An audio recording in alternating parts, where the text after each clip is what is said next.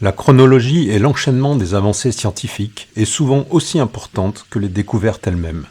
L'histoire de la décompression nous permettra d'appréhender plus facilement les aspects purement théoriques. Elle nous offrira surtout la possibilité d'identifier clairement les erreurs du passé.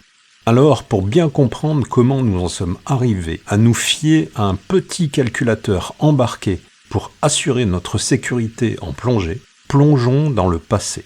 Plongeons dans l'histoire de la décompression.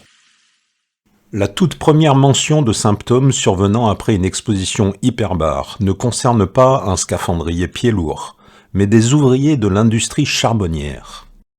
Les faits sont rapportés par Jacques Triget, un ingénieur civil, inventeur d'un procédé qui portera son nom. Triget a acquis une concession minière dans le Maine-et-Loire, mais pour accéder aux précieux minerais, il doit traverser une couche d'alluvions baignée par les eaux de la Loire. Épuiser cette eau par pompage reviendrait à essayer de vider le fleuve. Triget conçoit alors l'idée d'utiliser un tube d'acier dans lequel il injecte de l'air comprimé pour repousser et contenir l'eau.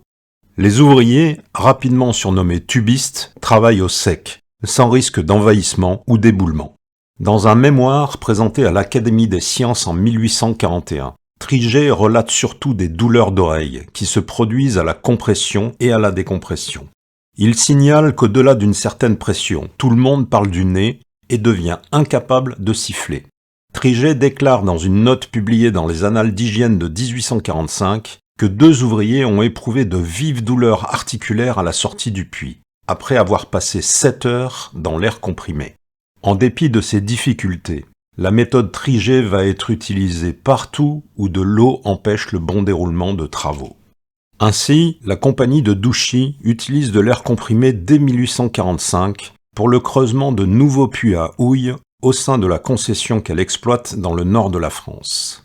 À la fin de l'année 1847, le docteur Paul, chirurgien de la compagnie, et le docteur Vatel, membre de la Société médicale de Douai, établissent un mémoire sur les effets de la compression de l'air tels qu'ils ont pu les observer lors du creusement du puits dit de Lavalleresse. Ce mémoire sera publié en 1854 dans les Annales d'hygiène publique et de médecine légale. Les auteurs constatent, sans l'expliquer, une forte augmentation de la sécrétion urinaire. Ils rapportent de nombreux phénomènes, tels que difficultés respiratoires, douleurs musculaires, perte de connaissance. Les traitements sont ceux de l'époque, friction, saignée et lavement purgatif. Paul et Vatel déplorent le décès de 2 malheureux mineurs. Ils relèvent l'influence évidente de l'âge. Les sujets les plus jeunes semblent être pratiquement immunisés, alors que les ouvriers plus âgés présentent tous, à un moment ou à un autre, des symptômes plus ou moins graves.